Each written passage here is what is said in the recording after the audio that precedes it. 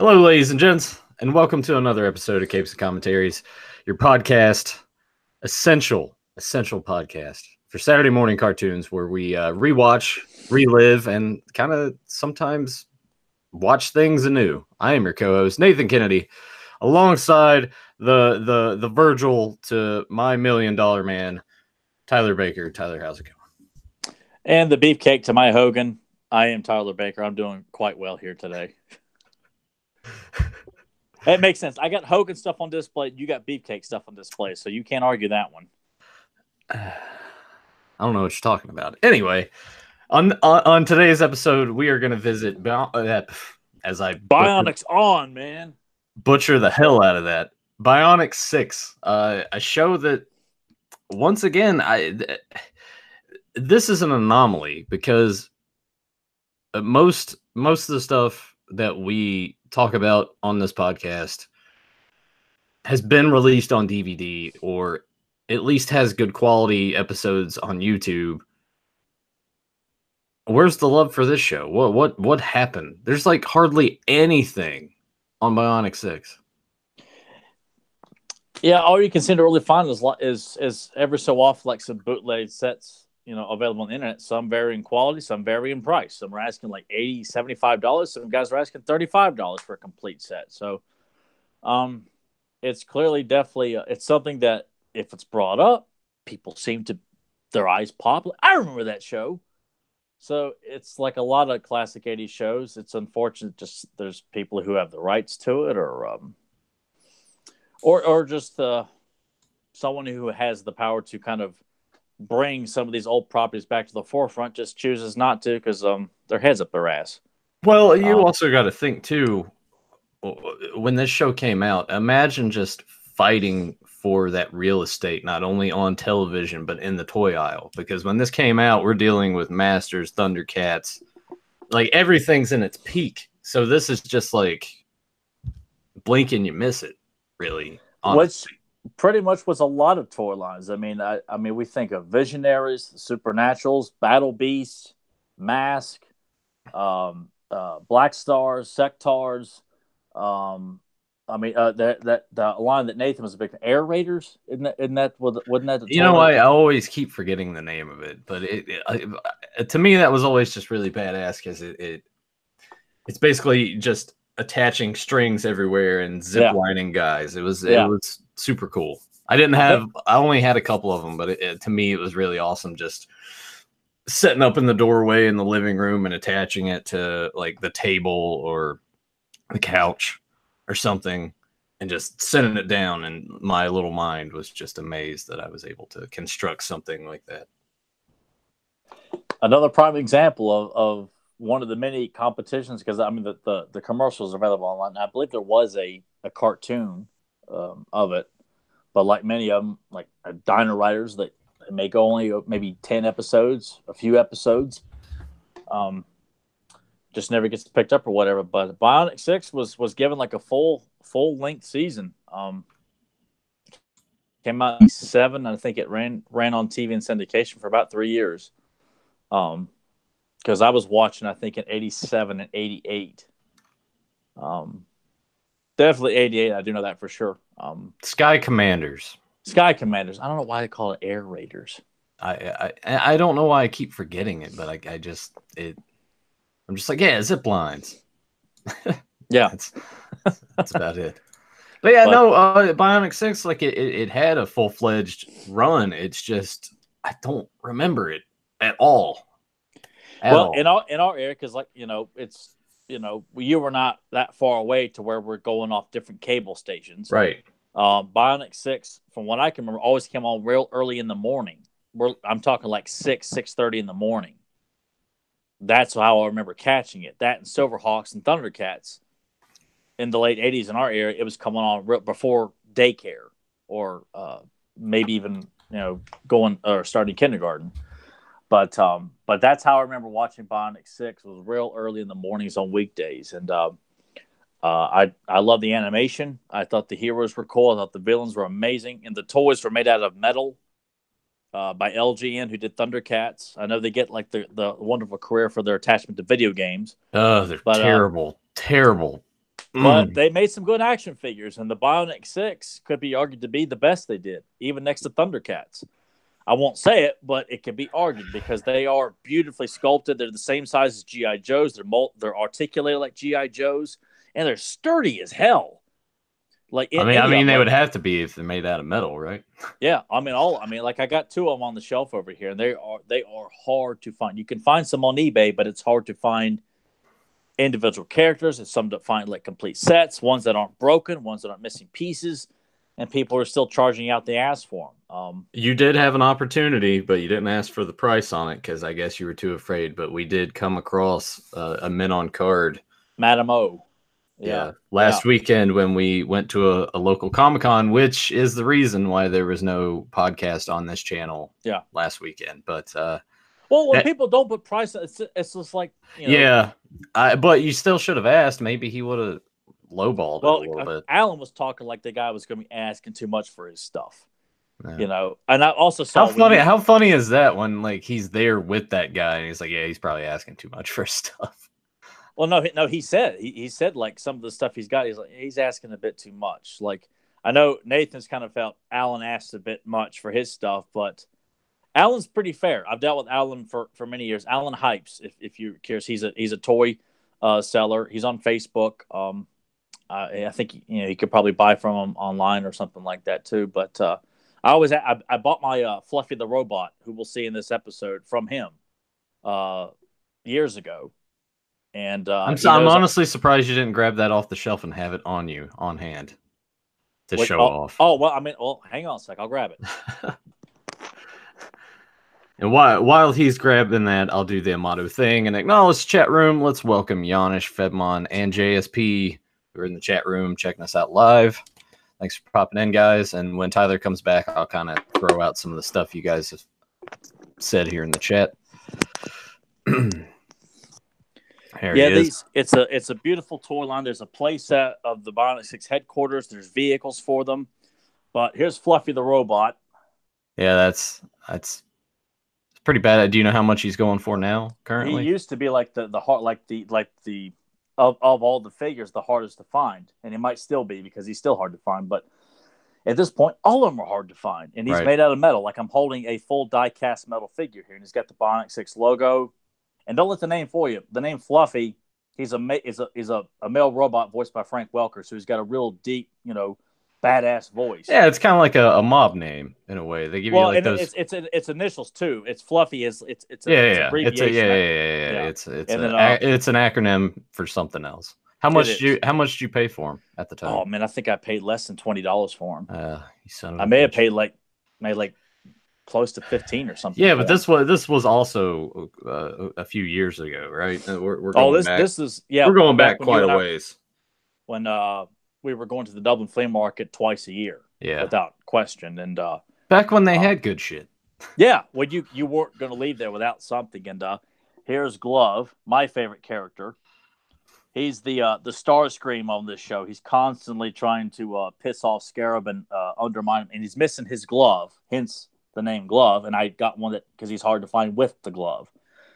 But it's a blaster. He fits on his hand and just fires various blasts out of it. And he's voiced by Frank Welker and a real prick on the show. That's why I love him so much. God, he's an awesome character. He just looks wonderful. I had Scarab, Dr. Scarab as a kid. That was the only one I owned as a child, and I got it at Hess.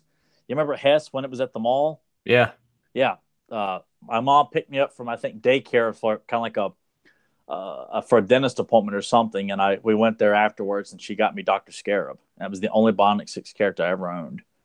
I play with him quite a bit because he fit in with your G.I. Joes. He was the same size and everything. So he was check him out. I am very curious. Nathan's never watched this show before, so I'm curious. And this is not the beginnings episode. Like the actual creation of the Bionic 6 and Dr. Scarab and his crew is later on in the series, and it's a 2-part called Bionics On. This is kind of like a random episode that just kind of throws you right into the mix, and there's not really an explanation. This is kind of the it's just almost as if like you're expected to know who they are, and then later on it's given an explanation as to how they got their powers and everything like that.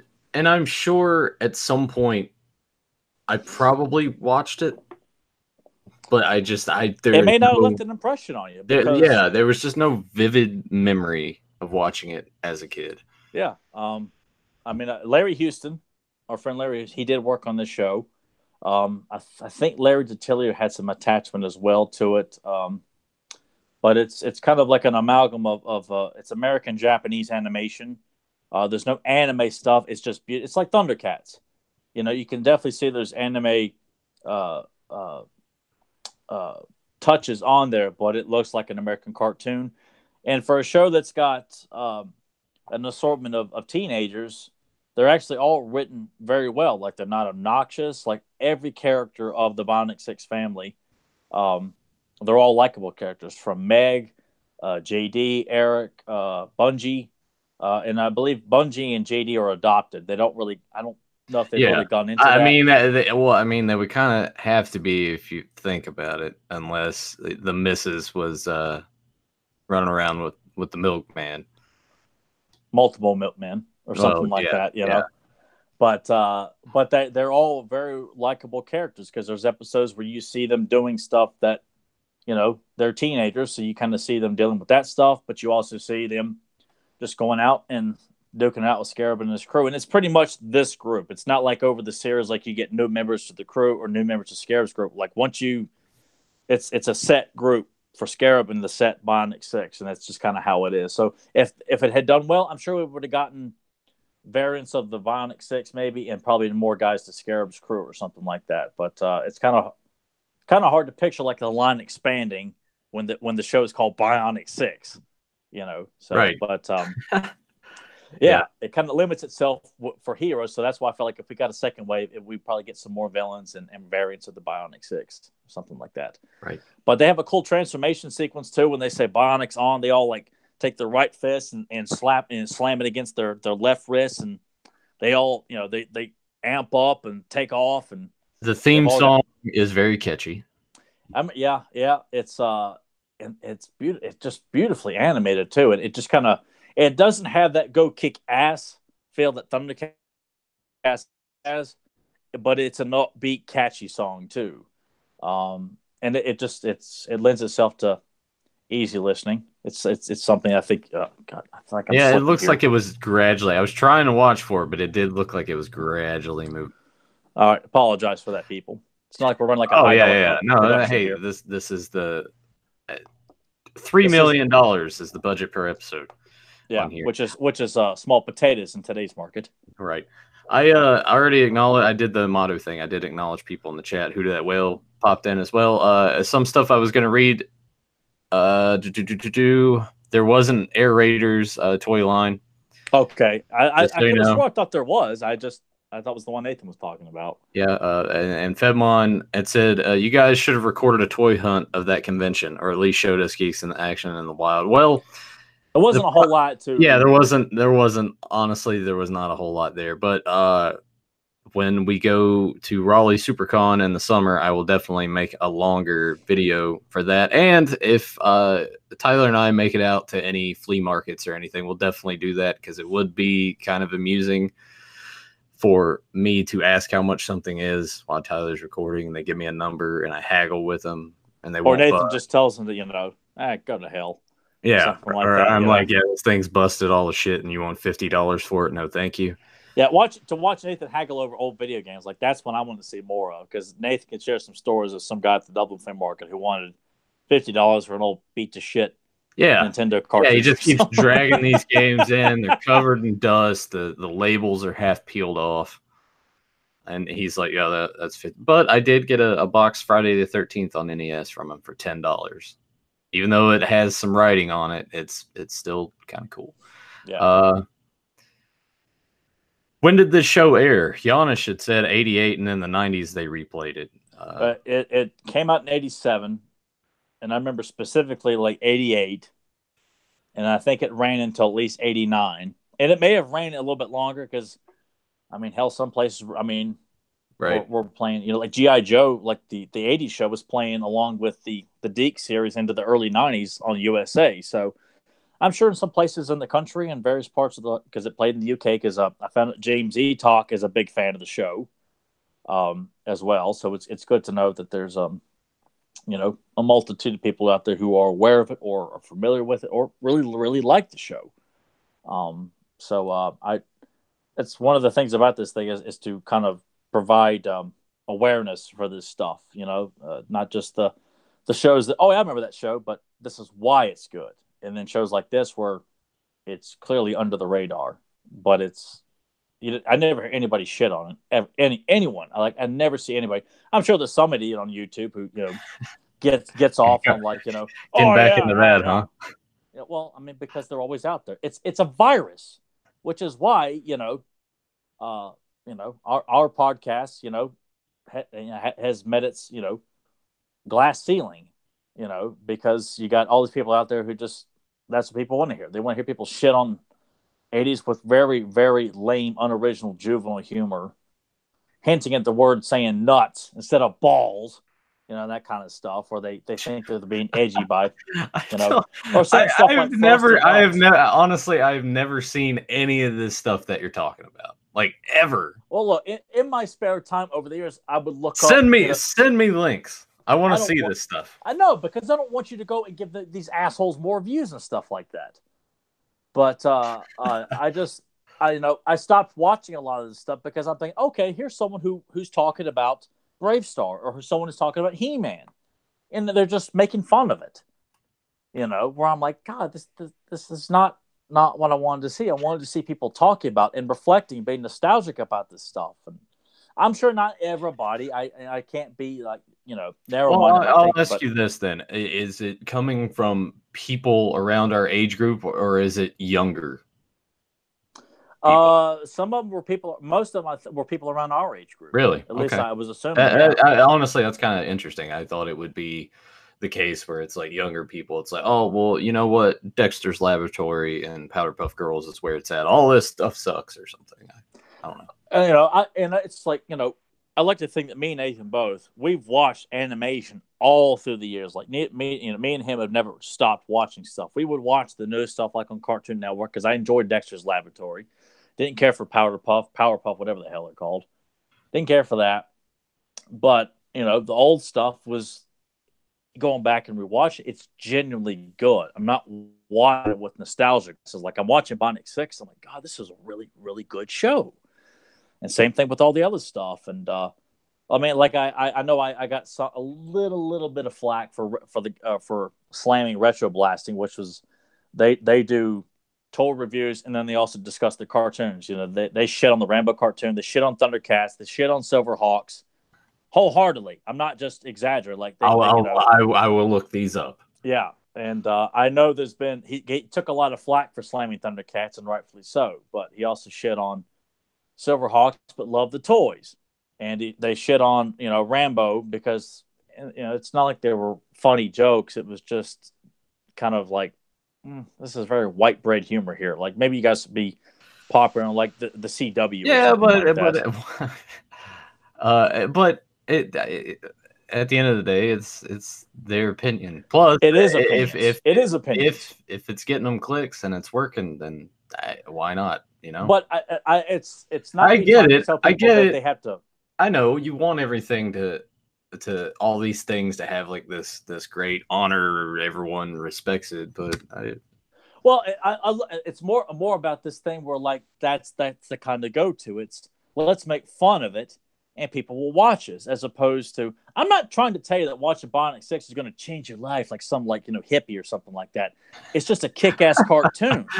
I mean, there's a lot of great stuff here. Just because some guy decides to sit in front of his computer and make fun of it, well, I'm here to say there's another side to that. There's another side to that coin. It ain't about just making fun of stuff from the 80s, because if you don't buy it on a t-shirt, and that's about as far as it goes, like I just kind of feel like it's too one-sided when it comes to this stuff. Unless it's Transformers or Star Wars, everything, for even G.I. Joe has been made fun of constantly. Like, I mean, everyone's trying to find gay humor and everything, but when I take this stuff, like, I remember when VH1 did their I Love the 80s and they were making fun of He-Man saying it was gay and stuff. When I first watched it, I'm like, I mean, I chuckled a little bit. But then, you just kind of start to think, I think that's what people are going to constantly look at in He-Man. Like, they're going to remember or just look at it as which I'm like, how the hell is it you guys say guys in loincloths with broadswords kicking each other's asses is gay? I've never understood that idea, and it's still plagued today, which is why I take this stuff quite seriously. Where some people say, "What's the big deal, Tyler?" But when you constantly seeing these properties and toys and cartoons just being made fun of a lot, as opposed to being celebrated. Not that they have their flaws here and there, of course, but I just feel like the consensus shouldn't be, oh yeah, that cheese from the '80s, that camp from the '80s, shit don't hold up. I just kind of feel like it needs to be an even balance. If you people want to buy that and think everything is lame and dorky because it's not Adult Swim like or something like that, or late '90s Cartoon Network or whatever it is, or anime or whatever. It's like I don't like anime, but I don't feel the need to go and slam it or make videos about it. Like I don't like how it looks. I don't like the lines of exaggeration, stuff like that. I just don't like it, but I get why people like it. So that's my rant. I've done ranting. We're here to celebrate the Bionic 6. Well, I was I don't know if I should even ask any thought now, because that'll put us on a whole other train. Well, do it real quick. You can't bring it up like that and then just I was just gonna ask if you watched the Star Wars teaser and your opinions and thoughts. I thought it looked good. I'm glad that J.J. Abrams is back doing it, so there's hope there. But it's too late. They have for them. I mean, we all knew Lando is coming back, but I just kind of felt like that trailer is clearly. I mean, when you see Leia in it, I mean, I just kind of felt like Disney just felt they could get away with doing anything they wanted with that last film, and I hate it for JJ to have to come back and fix a trilogy. And they've announced too there's not going to be any more Star Wars films after this film for a while. Good. Doesn't need to be. It is good, but can we do that? Can we do that with the Marvel movies after Endgame? God, man. Can we just take a break? Let it breathe, because it's been too much for so long. Anyway. But yeah, I watched it, and it has the feel of like the Force Awakens trailer. But I just felt like there's nothing you guys can do that's going to trick me into watching a film that, even though Lando's back, flying the Millennium Falcon, I just kind of feel like you guys can't fix this. You guys let whatever that idiot was who directed the last one throw in all these ridiculous, dumbass plot twists that aren't even twists. It's just stupid shit. He just throws in there, and you got Kathleen Kennedy's fingers all over the film and all those other goofs at Disney. It can't be fixed. And to make the third film a bunch of retconning plot points to, this didn't happen. And to say Rise of Skywalker, it's like they shot their load in the second film, and it was a very poor orgasm. We'll just put it that way. There's just nothing that could be redeemed. It just dribbled out the tip. Yeah, it just. That was kind of. Yeah, that's what I hated about it. I remember when we were there seeing it in the theater, like it was just an ebb and flow. Like I was getting pulled out, and then they did something to like pull me back in, but then they messed that up and it pulled me out. And you think about the whole thing with the space battle, where there's just like the slow moving stuff, and it's like, oh wait, you mean we could have just done this the entire time and ripped through everything? I don't know why they thought that was a good idea. I mean, I'm glad that Disney can't dodge the fact that people don't like that film. Like the consensus is that film is shit, and it's destroyed any kind of momentum of making a legit new trilogy for kids today, and for new fans and for the old fans to keep going with it. It's unfortunate, but it can't be fixed. There's nothing I don't care what kind of like fan theories you throw out there, or with expanded universe books and comics, anything like that. It can't be fixed within the 3 films that we're being given here. I don't care what they try to do. To kill off all these great characters for the sake of shock value. Like Hans, I'll give you that one. I was fine with that because they just kind of hadn't been a little schlubby in that one anyway, even though not the whole time, but... Well, I mean, that's just Harrison Ford these days. Yeah, because he was like that in Expendables 3 too. Ugh. But, yeah, I just... and to throw in Palpatine's laugh at the very end of it, like, so we're gonna have like dark side. I hate calling them Sith Lords because they were just referred to people who use the dark side, and like Sith Lords came along like after the trilogy was done, and like in various other Yeah, it's when forms. So Lucas started going through, and it's like, oh, well, here's all these other mythologies, and oh, well, we can put this in the vernacular of the prequels and midichlorians and all this other shit. yeah, Convoluted, just too much, just too much. Oh, Star Wars. I know. So it just makes me feel like what we're gonna see the ghost of Palpatine show up, kind of like how the ghosts of dead Jedi show up. Like, Oh man, Obi-Wan. no. When he got thrown through there and everything like crashed down, he's just been surviving off of something else these last 30 years. He didn't die. Eating rat droppings on Tatooine or something like that. Yeah, or Endor. Wherever they are. One more thing before we finally get into watching this, I do want to say though, also check the link down below. We're all going to be watching this on Daily Motion together. We'll see how that turns out. Yep. Janish says this. He says, people love Marvel suddenly. Years of hate against me loving comics turned him into hating fake fans of Marvel. Yeah, I think that's what it is right now. That's kind of the point that I'm at. I know this sort of contradicts everything that we're about on this show, but I do kind of. I'm really starting to dislike the fact that nerd culture is cool, because it's good in one regard because you get more merchandise, more opportunities for action figures, etc. But with that comes this influx of people who are just doing it because it's the cool thing right now. I've always hated that. I've always hated it. I feel like it's pretty much happened with everything I've ever liked. Like, I will like something, and then it becomes popular. People will probably be like, "Oh, you guys are hipsters," then, because that's when we sort of turn against it. It's like, oh, it's not cool anymore because everybody likes it. But I am kind of that way, and I hate it because it's happened plenty of times when Tyler and I have gone to movies, especially like horror films and stuff. The people, like, you can just tell. You can see them, and you can be like, they've probably never watched any of the other anything ever.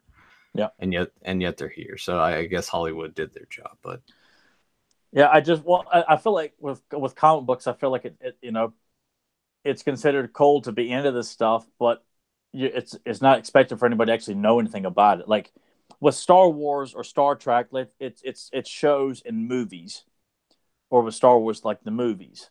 I kind of feel like you can be a Star Wars fanatic and talk the original trilogy because that's what it is. It's movies. Whereas with comic books, I think it's a lot more reputable. I think a lot of people would agree with me that to know something about the comic books, you don't have to know characters like Ned Leeds or Lana Lang or something. You don't have to be that specific. But I feel like there should be some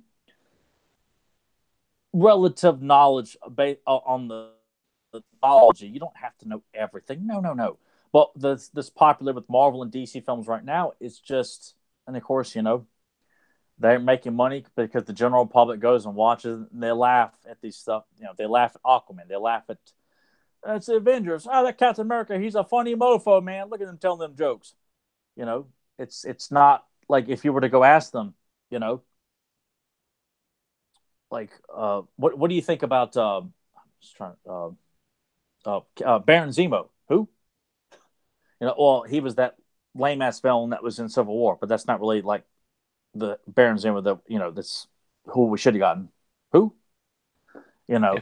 It's that. It just give me a little something, because clearly it's just. I was listening to some guys talk about like the excitement of Avengers Endgame. I'm like, oh god, it's very I don't know. This happened when we were younger, but it would have been so exciting. But I also felt like back then we weren't getting bombarded with superhero movies all the time. Wait, we are really going off another rant here. Well, Okay. Shit, Point man. is, I'm not excited at all for Star Wars at all. I won't be seeing it. I have no interest in that. Yeah, I'll wait until Redbox for that. Same thing with Endgame. I'll wait until Redbox. No, I won't see that either. I'm out. I'm done. It's not just something to say out of sound cool. Like, no, I have no interest, no genuine interest of going and devoting a time out of my day and spending it, be pissed off at more lame ass jokes and you know and all that stuff. I'm not interested. It's going to be the longest one. So that'll be what? It's got to be 3 hours. Yeah. Ugh. 3 hours long because we just got to drag out. We got to get more Chris Pratt stuff. We got to make sure Captain Marvel comes in and does her thing. We got to make sure she just looks stoic. Yeah. And very uninspired. Yeah. One more thing. At least we're not getting it as bad as when we were fans in the 80s and early 90s. Some of us even had those parents that gave us a hard time about liking this stuff. Tyler, you can probably relate to this more than anybody. My parents were always cool with it. They never, because my dad actually liked comic books instead of my pawpaw, so they supported me getting comics. My mom thought it was cool. So I never had to deal with that. They were more down on me watching He-Man all the time. Well, I was kind of maybe thinking in regards to just like now, as opposed to then. Like you're kind of getting the reverse aspect of it now. Like your mom and dad are kind of like, oh, why are you still watching this stuff? Well, I think by this point they've kind of they over the last couple of years they've But it was a thing for a bit. Yeah. I mean, because I don't think they truly believed I'd still be watching He-Man, Thundercats, and G.I. Joe and Turtles all this time, and they're in their bubble they don't see it as popular with adults. They look at me, they think I'm just kind of like an amalgam, like this or something unique, odd, almost like you still into this stuff, and like they have no idea the scope of people who are really into what we talk about on here. I mean, because it's just not their focus, and trying to explain to them what a podcast is still difficult to this day. So yeah, I'm surprised I've managed to teach my parents how to text. Yeah, it's strictly a generational thing, and I think if they would actually see, it's not just your son is something that's refused to let go of his childhood. He's a YouTube star. Yeah, I put that in big quotes. But I mean, my mom has kind of come around to it, and she thinks it's kind of cool, to a certain degree. But I really don't talk about it. I just kind of would just choose not to, and just kind of keep it with people who listen and want to reach out and share positive thoughts, or if they want to sit there and say they disagree with my opinion, as long as it's no one knocking us for doing what we're doing, as opposed to just disagreeing with stuff. But I just had an insatiable hunger for this stuff. And look, I'm 35 years old. If they thought it was going to stop back then, I think there's no signs of it. And that's kind of interesting. We are sort of that group. We're kind of different from not only our parents, but also like the younger generation, and the fact that we like to collect things from our childhood. Yeah. That's kind of the thing that we sort of just all have in common here, is somewhere in probably all of these guys' houses, everyone else that listens to us, they probably have at least a shelf in their house dedicated to something like toy related from this time period when they were a kid. And I mean, you think about it, like our parents, like toy wise, they didn't really have other than like Barbies and like the tall doll G.I. Joes. Yeah. There weren't like really toy lines back then. So most of their stuff was just like cowboys and Indians and John Wayne movies and things of that like. Tin toys and Lincoln Logs and Tinker toys and You know, you had the occasional male action stuff every so often, like with G.I. Joe and the Migos stuff, but I also felt like the Migos more of an action figure that came all along in the 70s. And after that, Star Wars, and then you had the full-fledged toy lines after Star Wars. I would say from like the Star Wars toy line into like early to mid 90s. Like that's sort of that space that all of us are sort of in. It's like, oh yeah, like dude, all you guys can see is Beefcake, and I still got to put the rest of those Ghostbusters up. They're sitting, like, all of this shit is just sitting right here. I'm like a motto. I'm like, I can just pick this up from here and whatever. But I mean, I got a shelf here, I got stuff here, got a shelf over there. And obviously Tyler's got his entire Masters collection. Well, not entire collection, but it's not everything. Oh no, God no. If you had everything out, oh man. Whew. Like if you had a room the size of that one at your old place, the Red House that was over here, that room was massive. You could just put everything. I think you did at that point have pretty much everything out. At that point, I had all the books, the mini comics, the comic books, the posters, all in frames, all over the walls. All my figures that were meant on card, they were all up on the wall. The entire room was just covered in He-Man. I mean, wall to wall, everything. And that was before Classic started. So all these figures right directly behind me, like right below me here, I only had maybe 3 at the time. So, yeah, it was. Yeah, well, Nathan got to see it. And he actually, I think when I started moving into the house, Nathan helped me, I think, the first night I was putting stuff up. Yeah, I remember that. Yeah. Just unpacking everything. Well, shit, we need to watch Bionic 6. Yeah, so let's do it. Link down below. You guys click on that and feel free to watch along. Tyler, go ahead and give us a countdown when you are ready. All right, I got to upload it here because I'm using Daily Motion, which has got the clearest and better version. Yeah, because the one, we did have a YouTube link, excuse me, originally, but the quality on that was quite bad. All right, so 3, 2, 1, action. It's like a slight. There we go. Oh, so I'm kind of ahead of you. I'll give it a second. That's fine. I'm just watching Jack tear open the chains, which that's one of my favorite parts of the opening credits here. So let's give some backstory. What is the premise of Bionic 6? The basic premise is that Professor Sharp, who is the guy that gave these 6 individuals their powers, his brother is Dr. Scarab. And Scarab's main goal is essentially looking for immortality. And he's a scientist as well. He's an evil scientist. His headquarters is underwater. It looks awesome, which is what you like to see from an 80s villain. So he pretty much, created the Bionic 6 to help stop Dr. Scarab, I believe is pretty much the consensus of the show. In each episode, Scarab sends out his crew or he shows up himself to look for various oddities or powers or sources of power all over the world to try and obtain immortality, which is what he's after in this episode, is a source of immortality. And typically I tend to watch what we're going to talk about and discuss the night before. I did not watch this, so fresh eyes. I'm going to say immediately, I really like that first person it looked shot. Awesome. Yeah, it looked really cool.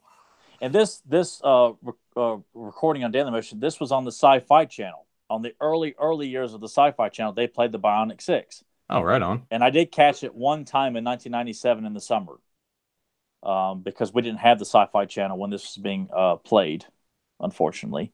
Oh, yeah, it is. It is a little blurry, but I can see the Sci-Fi down the bottom. Right there. Yep. Here's the kids just kind of hanging out at the house, and there's Fluffy the robot. I remember as a kid, too, like I just thought Jack was the coolest. He's the father. And I guess just because he's essentially the leader of the group, I was more, I related more to him. But watching as an adult. Oh, sorry, go ahead. I'm just saying, watching as an adult, like the kids are awesome on this show. Like Eric, Meg, JD, and Bungie, like they're just a blast to watch. Like I love the kids. I was going to say, like, because you said that you related to the father back then, and I always thought it was strange that these shows always tried to make you relate more to the kids, but you always wanted to be the adult or the lead or the main hero, and not just the kid that's off to the side. But it is nice to know that that's not the case with this show. No. So look at this beautiful transformation sequence here, like just showing you what, like hit the Bionics on. Look how awesome those suits are. Yeah. I'm at the part where they're kind of running, and now we get a mansion shot. Okay, so I'm kind of right in line with you again. All right. Yep. And this is Professor Sharp's lab they go to, and this is kind of a staple in each episode for the most part. And they, I mean, like Jack the father, he's kind of got like because sometimes the powers are kind of like Meg, who's the blonde on the show, or like her big powers like speed. Bungie, like he's a martial artist, so therefore he's a lot stronger in martial arts. Eric, who's and they all have a different name. Like Jack, the father, is Bionic One. Helen is God Bionic. Damn it. Bionic Mother, I think. Or shit. Well, see, JD is IQ, and Bungie is Karate One. Eric is Sport One. Meg Mother is Rock One. Mother One. Damn it. Yeah, Bionic One, Mother One, Sport One, Rock One, IQ, and Karate One. Yes. God, I just drew a blank on her. Pisses me off. And here's Mechanic and Dr. Scarab here. And Mechanic left the biggest impression on me next to Scarab as a kid, because as an adult, I had no recollection of Glove, Clunk, or Chopper. Madam O I did remember very vividly, but Mechanic, because of his deep voice, which is another Frank Welker voice, and it was just I think that's the first time I mean, it was very distinct to me as a kid. I just remembered him so much because of his big voice and his big brute presence. It's a unique group of villains, and we'll get to see a little bit more of them later on, or actually coming up right now. And Scarab is actually quite is a very malicious villain, but he's actually quite humorous and not a beat you over the head funny. It's just the voice actor who does his voice does a very good job of delivering some pretty fun little lines that make him a very likable villain. But he's also a prick too.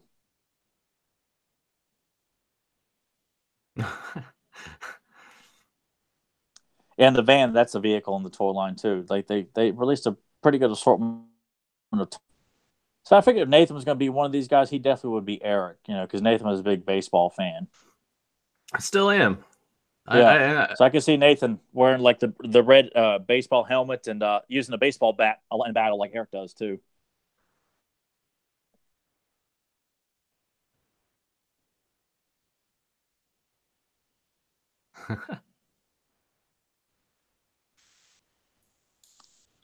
And they don't act like obnoxious kids. Like they act, all the kids act very intelligent. They're voiced very well, and they're all likable.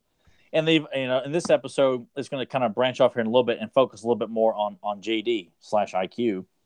A little bit. He kind of becomes like the hero of this episode. Like I think episode 2 or 3, Bungie is like the kind of star of that episode.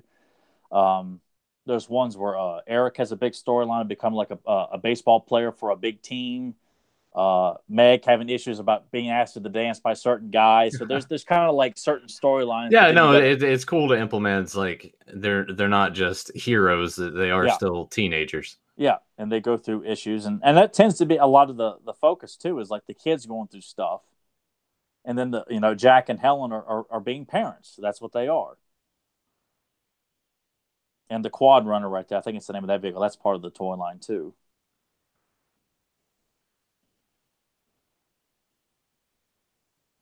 Yeah, there's Bungie just using a tree as a baseball bat.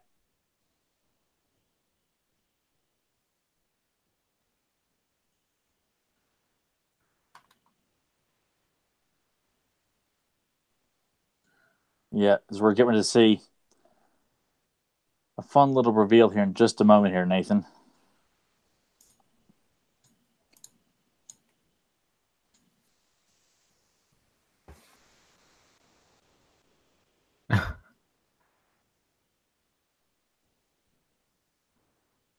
Indiana Jones. Yep.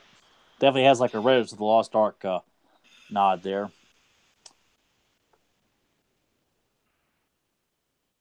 Here we are. Check this shit out. Yeah.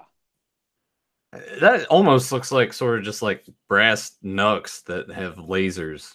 Yeah, I mean, in them. he wears it. It just fits right all over the top of his hand.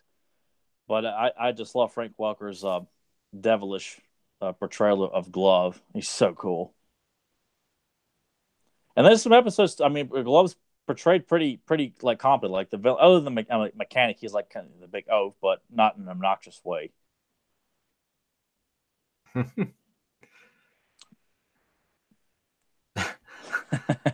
Not the bananas, dumbass. Throw him in there.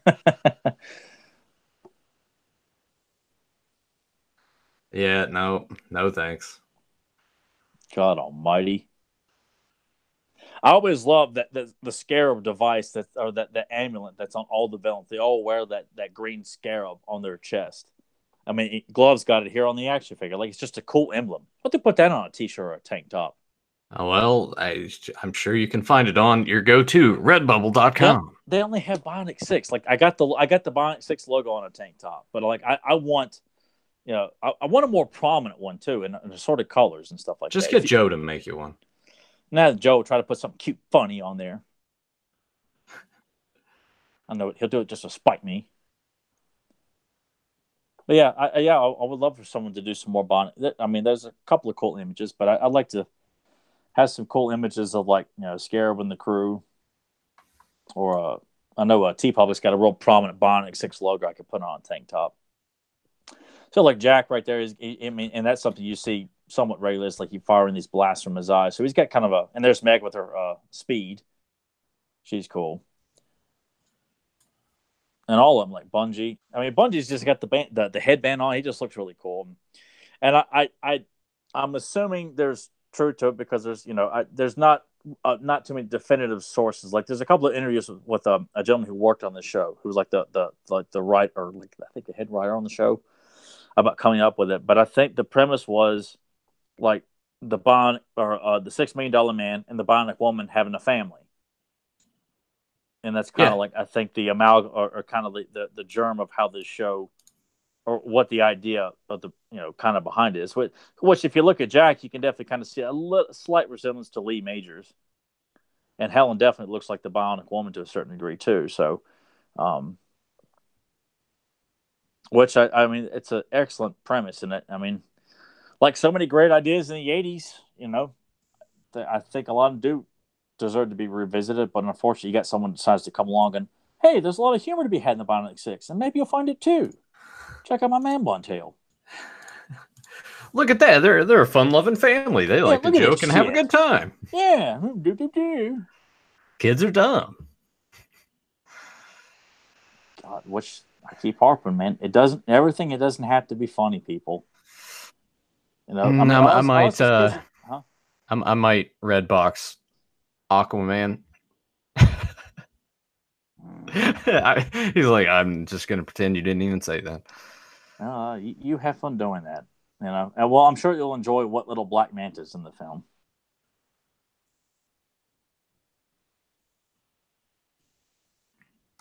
I like JD's glasses, which they don't translate that well in the action figure. They kind of look more like black frame glasses, but right here they kind of look like almost like goggles almost, which they look pretty cool, pretty stylish.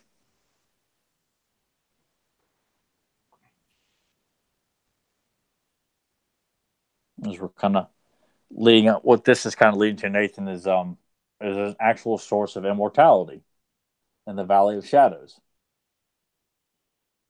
So there's definitely a lot of Indiana Jones inspired things happening in this episode. In this episode, yeah, it's not always like that. But this one definitely kind of comes out the gate with a lot of archaeological finds and adventures in the jungle. So yeah, you just kind of feel like, yeah, this would be a lot of. I'm waiting for like a chase scene over a very like ragged bridge that breaks. Well, we don't get quite that, but close. Yeah, well, it's nah. Um, I'll just kind of let it speak for itself. But no, nothing like that. Not like like the mine cart sequence in Temple of Doom or anything like that. But um, kind of maybe a slight nod to the Last Crusade, but this came out before that, so you can almost say Steven Spielberg, George Lucas, they stole the idea from one of the scenes from this episode. I'll just say that. Those hacks, bunch of phonies. And so right there, the source of immortality has been taken by Scarab.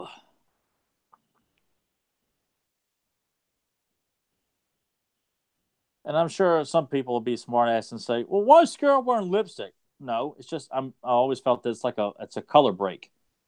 You know, he's got yellow, sick-looking skin, so I think having red lips just kind of adds like some more pop to him. Well, you kind of get that from a lot of the characters here. Like Mm-hmm. when you look at these guys, they're the color contrast make them sort of just stand out more. Yeah, like looking at JD's outfit, like Yeah. it's very. I mean, all of them have very distinct outfits. You know, yeah, Bionic's on. See, that's just a cool like thing to do. You know, if you're excited, getting ready to go into battles, Bionic's on, dude. Badass. You should just start doing that in public. That'd be awesome. I could be a trailblazer, and then it would become popular, and then Disney would get the rights to make a shitty film out of it. And then we wouldn't like it anymore because Yeah. as much as we hate to say it, I guess we kind of are hipsters in a way. No, we're not. We just it does not. Oh, I love this right here.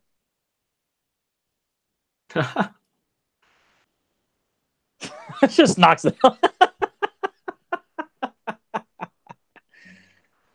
Which those two will definitely be at each other's odds quite often. Like he just loves to cut at Scarab, and of course That Scarab seemed to just be a running theme with a lot of these shows. You always had yeah your main villain, but you also had the second in the command that always the fought. backstabber. Yeah. Yeah, yeah. You had your Starscream, your Beast Man. I'm trying to think of another prominent one.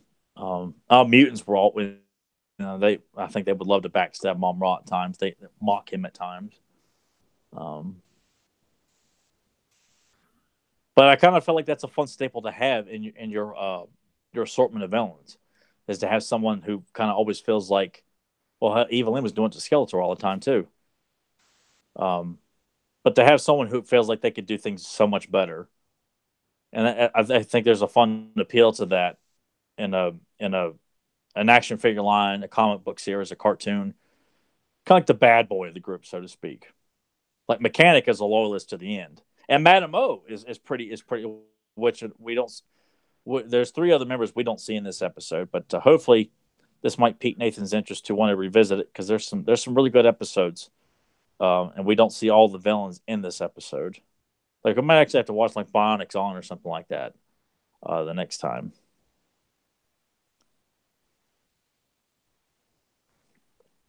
He's very the way that they shadow his face Yeah, is very like it's just I don't know, something about it.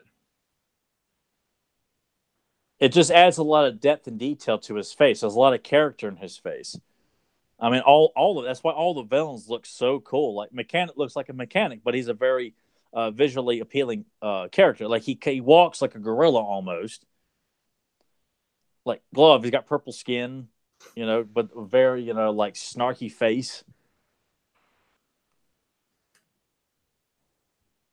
And they all start out as like regular people, and then he just kind of just transforms them and then become what they are. Like it's just kind of a very simple explanation, not much to it, but is also Well, I kind mean of like a little bit. that's the way it needs to be. It doesn't have to be super elaborate, just No, and I like the fact that Glove has got purple skin, and its outfit just kind of just shows up when he transforms all the villains into who we see them as.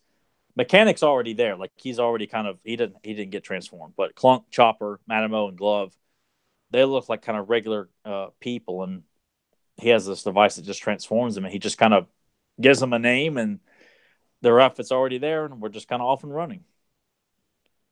The Scarab and his army of robots. I love how he's got like that doctor headpiece that kind of yeah, sort It's of. just kind of a fun little touch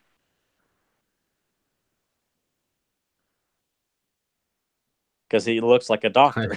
No, no, no, no. Ah.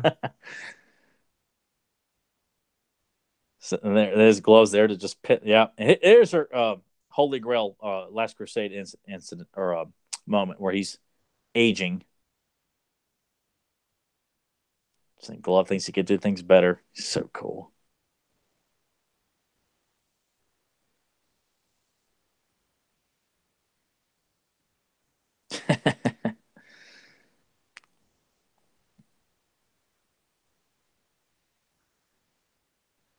These I Go like ahead. that. There were so many things in all these shows where they just had like this bass hook to them. I always like that. Yeah, Like amps you up more. it does. Yeah, I mean the action sequences are always very good in this show. There's and they don't shy away from punches. We just saw Meg knock the shit out of Glove, and there's Bungie kicking Mechanic, and I love how Scare talks so fast. Yeah, Mechanic. Just that the kind of fast paced dialect he has. He's funny.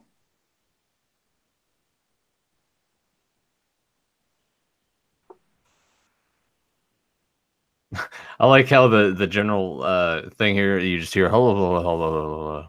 I know that they do that a lot, especially with live action stuff.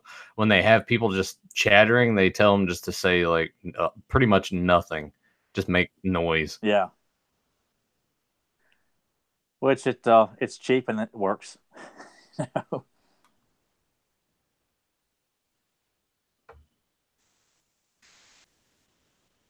So it's another thing too. Like this show's like showing a variety of ethnicities in prominent roles, and it's not done because he's black. It's just he's a character on the show. And there's the whole group. Tyler, this has never happened until Black Panther came out last year. Okay. Oh yeah, that's right. And we've never had prominent females until Captain Marvel and Wonder Woman. What the hell was I thinking?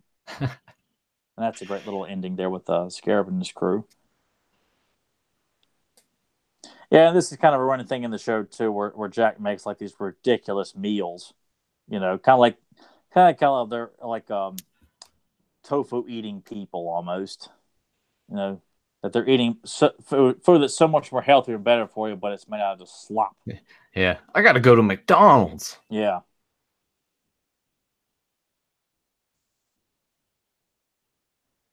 Yeah, and JD's definitely like the Donatello of the group too. He's definitely the smartest of all the kids.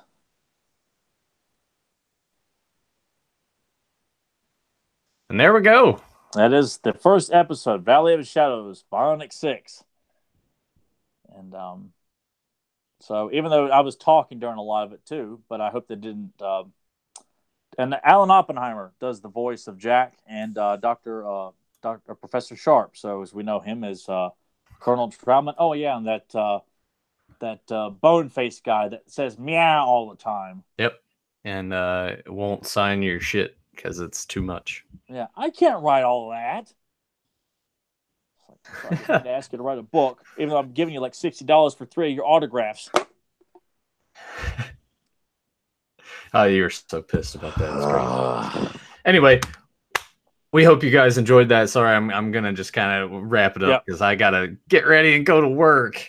Yeah. Yeah, who loves working overtime? Me, I love it. It's great, but it's more money, and I'll just buy all the Bionic 6 figures and be like, "Hey, Tyler, look what I got." Yeah, it's still sitting on the floor. I haven't put them on the shelf yet. Isn't it great?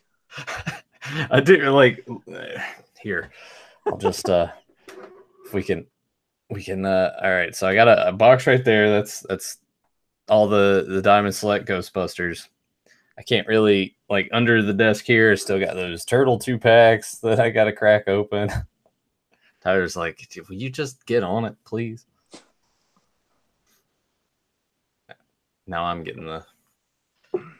Gotta make sure Beefcake and my It Takes Two VHS are prominently shown. Yeah.